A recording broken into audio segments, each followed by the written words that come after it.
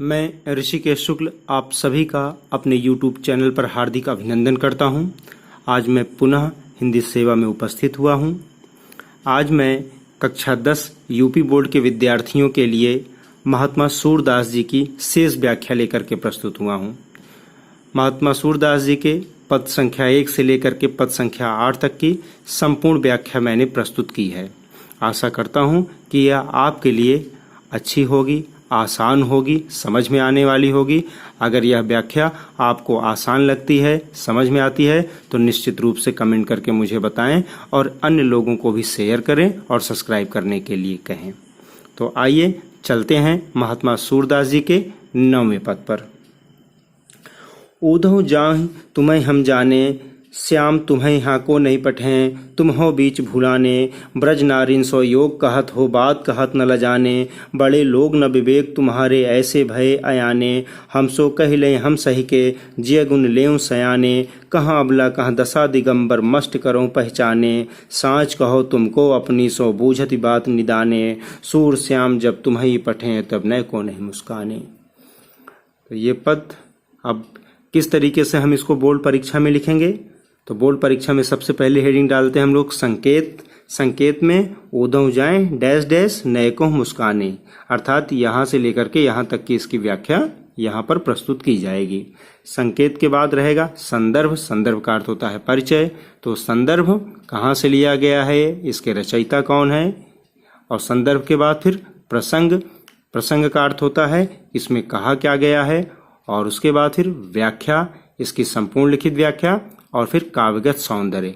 काव्यगत सौंदर्य का अर्थ होता है इस कविता में क्या क्या सुंदरता है, भाव की सुंदरता क्या है और कला पक्ष की सुंदरता क्या है।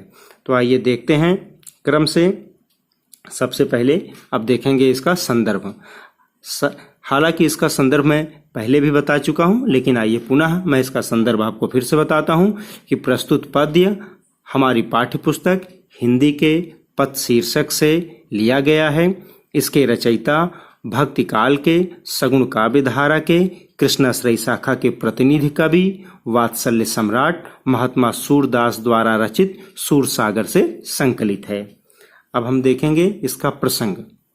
प्रस्तुत पद्य में बड़े ही वाक्चातुर्य के माध्यम से गोपियों ने उद्धव का परिहास किया है।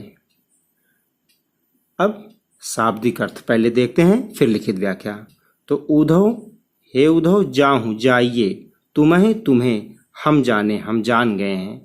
कि हे उद्धव जाओ हम तुम्हें जान गए हैं। कि श्याम, श्याम का अर्थ है कृष्ण, तुमको, यहाँ का अर्थ है यहाँ पर, कौ नहीं पठाए, कौ यहाँ को नहीं पठायो, भेजा नहीं है। हे उद्धव हम तुम्हें जान गए हैं, कृष्ण ने तुम्हें यहाँ नहीं भेजा है। तुम हो बीच अर्थात रास्ते के बीच में भुलाने, भूल करके चले आए हो। हे उद्धव हम तुम्हें पहचान गए हैं, कृष्ण ने तुम्हें यहाँ नहीं भेजा है, तुम तो रास्ता भूल करके यहाँ पर चले आए हो। ब्रज अर्थात वह ब्रज क्षेत्र जहाँ पर कृष्ण रहा करते थे। नारिन, नारिन का अर्थ है स्त्रियां, बहुवचन। सो उनसे, जोग, जोग का अर्थ है योग, कहत हो करने के लिए कहते हो। बात, ऐसी बात, कहत कहते हुए, न लजाने, न माने नहीं, लजाने मतलब शर्माना। कि हे उद्धव तुम ब्रज की नारियों से योग करने के लिए कहते हो, ऐसी बात कहते तुम्हें शर्म नहीं आती है? क्यों? क्योंकि योग की एक दशा होती है जिसमें व्यक्ति घर द्वार छोड़ करके जंगलों में चला जाता है, वह अपनी चिंता छोड़ देता है, वस्त्रों तक का परित्याग कर देता है। तो गोपियों ने उसी शीर्षक को लेकर के यहाँ ये बात प्रस्तुत की है। बड़े लोग, गोपियाँ उद्धव को कहती हैं बड़े लोग, क्योंकि मथुरा से आए हो, बड़े लोग हो। ना, नहीं है विवेक। विवेक का अर्थ होता है बुद्धि की वह चरम अवस्था, ज्ञान की वह चरम अवस्था जिसके माध्यम से हम सही और गलत में अंतर स्थापित करते हैं और गलत को छोड़ करके सही को स्वीकार करते हैं कि हमें कब क्या बोलना चाहिए। तुम्हारे, कि हे तुम बड़े लोग हो और तुम्हारे पास विवेक नहीं है, ऐसे भय हो गए हो। अयाने, अयाने का अर्थ है अज्ञानी। हम सो कही, हे उद्धव तुमने हमसे कह दिया। क्या कह दिया? योग सीखने के लिए। लई हम सही, ले लिया हम सहे और हमने इसको सह लिया। जिय गुण हृदय, जिय का अर्थ है हृदय, गुण मतलब समझ लीजिए, लेहु मतलब ले लीजिए, सयाने अच्छे से सयाने बन करके, कि हे उद्धव तुमने हमसे इस योग को सीखने के लिए कह दिया, कृष्ण को की आराधना छोड़ करके, और हमने तो किसी तरह इसे सह लिया, लेकिन यह बात अन्य किसी से न कहिएगा, इस बात को हृदय में बैठा लो। और सयाने बन करके ये बताओ कि कह अबला, कहाँ हम ब्रज की अबला, अबला का अर्थ है स्त्रियां, और कह दशा दिगंबर, और कहाँ योग करने वाले वे दशा दिगंबर। दशा का अर्थ होता है उनकी स्थिति, दिगंबर का अर्थ होता है जो वस्त्र नहीं धारण करते हैं। दिगंबर का अर्थ होता है दिक माने होता है दिशा, अंबर माने होता है वस्त्र, अर्थात दिशाएं ही जिसका वस्त्र हैं, अर्थात जो वस्त्र नहीं पहनते हैं। मस्ट का अर्थ होता है चुप करो, तो चुप हो जाओ, पहचाने, हम तुम्हें पहचान गए हैं। कि हे उद्धव तुम सयाने बन करके बताओ कि कहाँ हम ब्रज की महिलाएं और कहाँ वो योग करने वाले दशा दिगंबर जो वस्त्र ही नहीं पहनते, तुम अब चुप हो जाओ, हम तुम्हें पहचान गए हैं कि तुम्हें यहाँ कृष्ण ने नहीं भेजा है। साच कहो, सच सच बताओ, तुमको अपनी सो, तुमको तुम्हारी ही कसम है। बूझती बात निदाने, बूझत मतलब पूछते हैं, निदाने का अर्थ है अंत में। यहाँ गोपियाँ कहती हैं कि तुमको अपनी सो। कहीं कहीं पुस्तकों में कहा जाता है कि गोपियों ने अपनी कसम दी है, और कहीं कहीं पुस्तकों में कहा गया है कि गोपियों ने बड़े ही वाक चातुर्य के माध्यम से उद्धव को ही कसम दे दी है। तो हम यहाँ कहेंगे कि उद्धव को गोपियों ने उद्धव की ही कसम दी है। क्यों? क्योंकि गोपियाँ जो हैं वो बड़ी ही वाक्पटु हैं। सूरश्याम, सूरदास जी कहते हैं, श्याम माने कृष्ण, कि गोपियाँ कह रही हैं कि जब कृष्ण ने, जब तुम ही पठियो हे उद्धव, जब तुमको यहाँ भेजा तब नयको मुस्काने, तब क्या वो तनिक मुस्कुराए थे क्या? अर्थात अगर वो तुमको मुस्कुरा करके यहाँ ब्रज क्षेत्र में भेजे हैं तो निश्चित रूप से वे तुम्हारा उपहास करने के लिए यहाँ पर तुमको भेजा गया है। तो गोपियों का ये तर्क है। आइए अब हम देखते हैं इसकी लिखित व्याख्या। महात्मा सूरदास जी कहते हैं कि गोपियाँ उद्धव से कह रही हैं कि हे उद्धव जाओ, हम तुम्हें जान गए हैं, तुमको भगवान श्री कृष्ण ने यहाँ नहीं भेजा है, तुम रास्ता भूल करके यहाँ चले आए हो, और यहाँ आकर के ब्रज की नारियों से योग करने के लिए कह रहे हो। ये बात कहते हुए तुम्हें तनिक भी शर्म नहीं आती है? बड़े लोग हो, मथुरा से आए हो, लेकिन तुम्हारे पास तनिक भी विवेक नहीं है। क्या तुम ऐसे अज्ञानी बन गए हो? चलो ठीक है, तुमने हमसे कह दिया कि हम कृष्ण को भूल करके निराकार ब्रह्म को स्वीकार कर लें, योग करें, लेकिन यह बात अन्य किसी से न कहिएगा, क्योंकि वह उसको सहन नहीं कर पाएगी। इसलिए यह बात हृदय से, अपने हृदय में अच्छे से बैठा लो। और हे उद्धव जरा सयाने बन करके बताओ कि कहाँ हम ब्रज क्षेत्र की अबलाएं और कहाँ वो योग करने वाले दशा दिगंबर जो वस्त्र ही धारण नहीं करते हैं। अब बस करो, हम तुम्हें पहचान गए हैं कि तुमको कृष्ण ने यहाँ नहीं भेजा है। हे उद्धव सच सच बताओ, तुमको तुम्हारी ही कसम है। ऐसा हम तुमसे पूछते हैं कि जब भगवान श्री कृष्ण ने तुमको यहाँ भेजा था तो क्या वो थोड़ा मुस्कुराए थे? अर्थात अगर कृष्ण ने मुस्कुरा करके तुम्हें यहाँ भेजा है तो निश्चित रूप से वो तुम्हारा यहाँ पर उपहास कराना चाहते थे। ये इसकी थी लिखित व्याख्या। अब हम देखेंगे इसका काव्यगत सौंदर्य। काव्यगत सौंदर्य में भाव, भाषा, रस, छंद, अलंकार। अब हम देखेंगे भाव।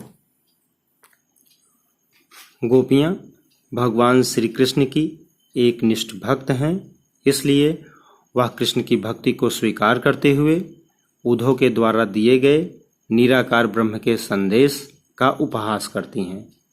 भाषा सुंदर साहित्यिक सरल ब्रज भाषा। रस वियोग श्रृंगार रस। छंद पद। अलंकार अनुप्रास। शैली मुक्तक। तो ये थे इसकी काव्यगत विशेषताएं। अब हम चलेंगे महात्मा सूरदास जी के 10वें पद पर। निर्गुण कौन देश के बासी, मधुकर कहीं समझाए सौंदे, बूझत साच नहासी। को है जनक कौन है जननी, कौन नार को दासी, कैसो बरन बेस है कैसो, किह रस में अभिलाषी। पाओगे पुनकियो आपने, जोर करोगे गासी, सुनत मन भय रहे बावरे, सूर सबे मति नासी। अब ये महात्मा सूरदास जी का 10वां पद है। हम देखेंगे इसका पहले प्रसंग, फिर शाब्दिक अर्थ और फिर व्याख्या। प्रसंग में, प्रस्तुत पद्य में महात्मा सूरदास गोपियों के माध्यम से निर्गुण भक्ति का खंडन करते हैं और सगुण भक्ति का मंडन करते हैं। ऐसा भी हम प्रसंग लिख सकते हैं कि प्रस्तुत पद्य में सगुण भक्ति के माध्यम से निर्गुण भक्ति को पराजित दिखाया गया है। अब आइए देखते हैं शाब्दिक अर्थ। गोपियों का तर्क है कि हे उद्धव, अगर हम किसी ब्रह्म को स्वीकार करते हैं या किसी ईश्वर की भक्ति को स्वीकार करते हैं तो उसे हमें पूरा जानने का हक है। ऐसा तर्कपूर्ण प्रश्न वे उद्धव के सामने रखती हैं और उद्धव गोपियों के प्रश्न का उत्तर नहीं दे पाते हैं। वे किंकर्तव्य मूढ़ हो जाते हैं, उनके सोचने समझने की शक्ति क्षीण हो जाती है। गोपियों का ऐसा प्रश्न यहाँ पर उद्धव से किया गया है। निर्गुण, निर्गुण का अर्थ निराकार ब्रह्म, वह ईश्वर जिसका न कोई रूप है, न रंग है, न आकार है, उस ब्रह्म को कहते हैं निराकार, जिसके उपासक कबीर, नानक हम कक्षा 9 में पढ़ चुके हैं निराकार ब्रह्म के विषय में। तो निर्गुण का अर्थ है निराकार ब्रह्म व निराकार ईश्वर। कौन देश के वासी, किस देश का वासी है, वो कहाँ पर रहता है, ऐसा गोपियां प्रश्न करती हैं उद्धव से कि हे उद्धव, ये तुम्हारा जो निराकार ब्रह्म है, जिसके विषय में आज तुम उपदेश देने आए हो, जिसके विषय में कह रहे हो कि हम कृष्ण को भूल जाएं और तुम्हारे इस निराकार ब्रह्म के संदेश को स्वीकार कर उस निराकार ईश्वर की आराधना करें, तो यह तुम्हारा निर्गुण ब्रह्म जो है यह किस देश का वासी है, ये कहाँ रहता है। मधुकर का अर्थ होता है भंवरा। तो यहाँ भंवरे के माध्यम से गोपियाँ उद्धव को उलाहना देती हैं, उद्धव को ताना मारती हैं, उनका उपहास करती हैं। तो यहाँ भौरे के माध्यम से कह रही हैं, तो भौरे यहाँ मधुकर का अर्थ होगा उद्धव। कहिए कि हे उद्धव कहिए, समझाए समझा करके। सौह का अर्थ है कसम, सौगंध देती हैं। बूझती पूछ रहे हैं। साच सच्ची, ना माने नहीं, हासी मतलब हंसी मजाक, कि हे उद्धव हमको समझा करके बताओ कि ये निर्गुण ब्रह्म है कौन, तुम्हें कसम है, हम सच सच जानना चाहते हैं, हम कोई हंसी मजाक नहीं कर रहे हैं। को है जनक का अर्थ है पिता। कौन है जननी का अर्थ है माता। कौन है नारी का अर्थ है स्त्री अर्थात पत्नी। और को है दासी का अर्थ है सेविका। कि हे उद्धव ये बताओ कि इस निराकार ब्रह्म के पिता कौन है, इसकी माता कौन है, इसकी पत्नी कौन है और इसकी दासी कौन है, इसकी सेविका कौन है।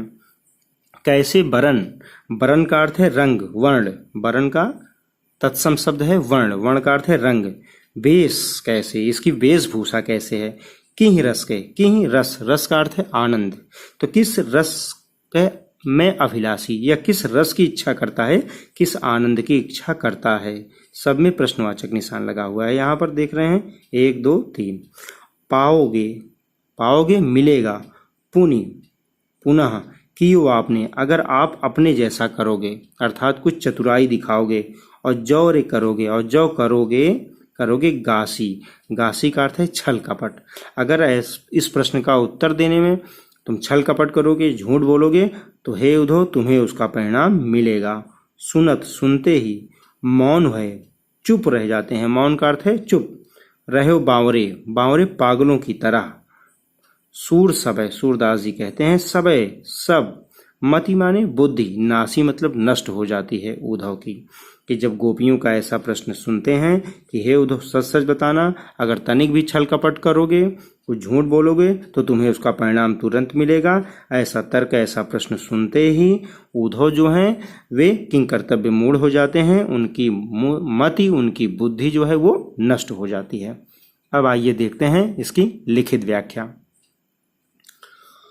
महात्मा सूरदास जी कहते हैं कि गोपियां उद्धव से प्रश्न करती हैं कि हे उद्धव, जो तुम हमें निराकार ब्रह्म का संदेश देने आए हो, ये तुम्हारा निराकार ब्रह्म किस देश का है, ये कहाँ रहता है। हे उद्धव, हमें समझा करके बताओ, तुम्हें कसम है, हम सच सच जानना चाहते हैं, हम कोई हंसी मजाक नहीं कर रहे हैं। हे उद्धव, इस तुम्हारे निराकार ब्रह्म के पिता कौन हैं, इसकी माता कौन है, इसकी पत्नी कौन है और इसकी सेविका कौन है। यह किस रंग का है देखने में, इसकी वेशभूषा कैसे है और ये किस रस की इच्छा करता है, किस आनंद की इच्छा करता है। हे उद्धव, अगर इन प्रश्नों को देने में तुम तनिक भी छल कपट या चतुराई करोगे तो इसका परिणाम तुम्हें भोगना पड़ेगा। ऐसा तर्क सुन करके उद्धव की बुद्धि भ्रष्ट हो जाती है और वे किंकर्तव्य मूढ़ रह जाते हैं। तो ये इसकी थी बड़ी सुंदर व्याख्या। अब हम इसका देखेंगे काव्यगत सौंदर्य। काव्यगत सौंदर्य में भाव। गोपियों ने बड़े ही सहज भाव से उद्धव के ज्ञान को अस्वीकार कर दिया है और भगवान कृष्ण की भक्ति को सर्वश्रेष्ठ सिद्ध किया है।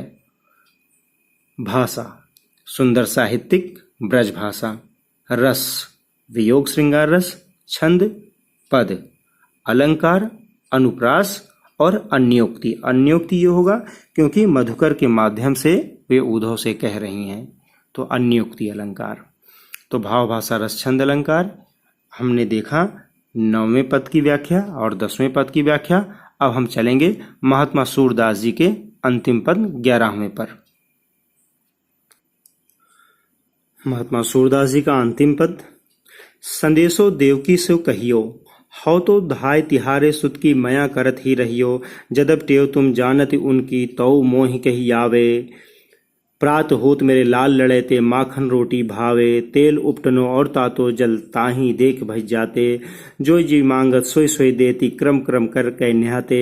सूर पथिक सुन मोहि रैन, दिन बढ़े रहत उर सोच। मेरे अलख लड़े ते मोहन, वही है करत संकोच। अब यहाँ पर माता यशोदा माता देवकी को संदेश भेज रही हैं। पथिक, तो यहाँ पथिक उद्धव हैं, उद्धव के माध्यम से कि हे उद्धव, मेरे हृदय में ये चिंता रहती है, ये चिंता आप देवकी से जाकर के कह दीजिएगा जो पद में कहा गया है।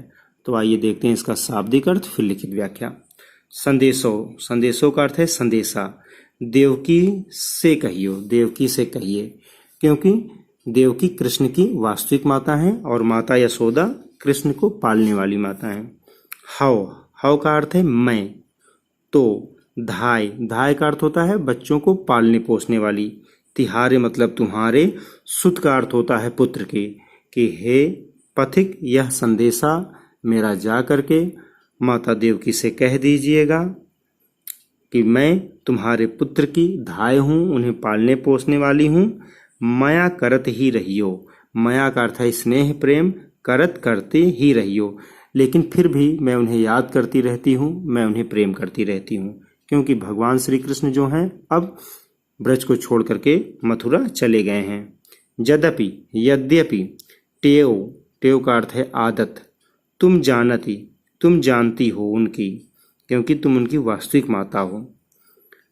तऊ, तब पर भी, मोहि मतलब मुझे, कही मतलब कहना, आवे आता है कि हे देवकी, तुम निश्चित रूप से उनकी वास्तविक माता हो, उनकी सारी आदतों को जानती होगी, लेकिन फिर भी मुझे कुछ कहना आता है, मैं कुछ कहना चाहती हूँ। प्रात होत, प्रात का अर्थ है सुबह, होत मतलब होते ही।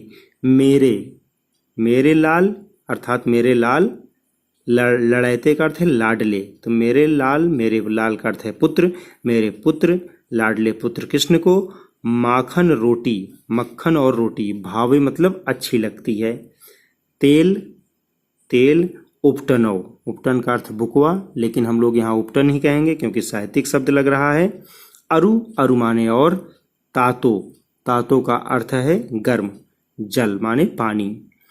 ताही, ताही मतलब उसे, देख भज जाते, भज जाते भाग जाते हैं, कि जब कृष्ण को तेल, उपटन लग और गर्म पानी देखते हैं नहाने के लिए, तो उसे देख करके वे भाग जाते हैं। ये सभी छोटे बच्चों में अधिकतर दिखाई देता है।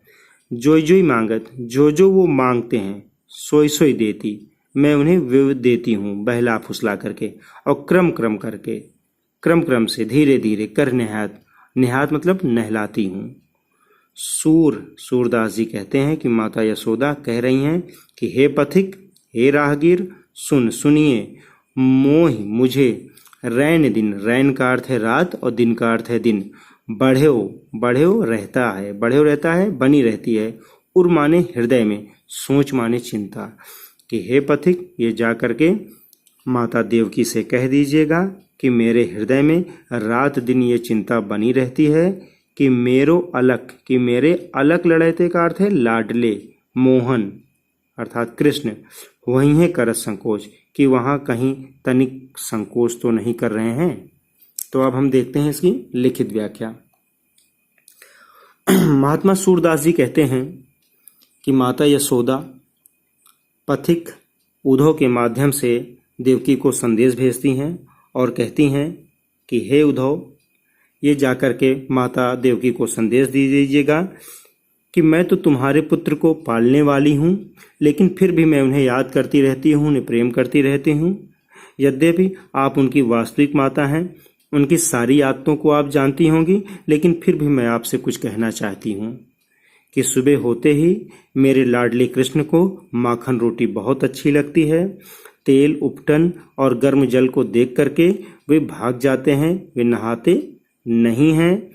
इसलिए मैं उन्हें बहला फुसला करके जो वो मांगते हैं मैं क्रम से उन्हें देती हूँ और धीरे धीरे क्रम से उन्हें नहलाती हूँ। हे पथिक, मुझे रात दिन यह चिंता बनी रहती है, मेरे हृदय में यह चिंता रात दिन मुझे खाए जा रही है कि मेरे लाडले कृष्ण वहाँ कुछ संकोच तो नहीं कर रहे हैं। ऐसा अपने हृदय की वेदना, अपने हृदय का कष्ट वो माता यशोदा पथिक से कह करके देवकी के पास भेज रही हैं। तो ये थी इसकी लिखित व्याख्या। अब हम एक साथ देखेंगे काव्यगत सौंदर्य। काव्यगत सौंदर्य में भाव, भाषा, रस, छंद, अलंकार। भाव में प्रस्तुत पद में महात्मा सूरदास जी ने माता के हृदय की वेदना को, उनके हृदय के वात्सल्य को बड़े ही सहज भाव से व्यक्त किया है। भाषा ब्रजभाषा, रस वात्सल्य रस, अलंकार अनुप्रास, छंद पद। तो निश्चित रूप से ये व्याख्या आप लोगों के लिए आसान होगी समझने में।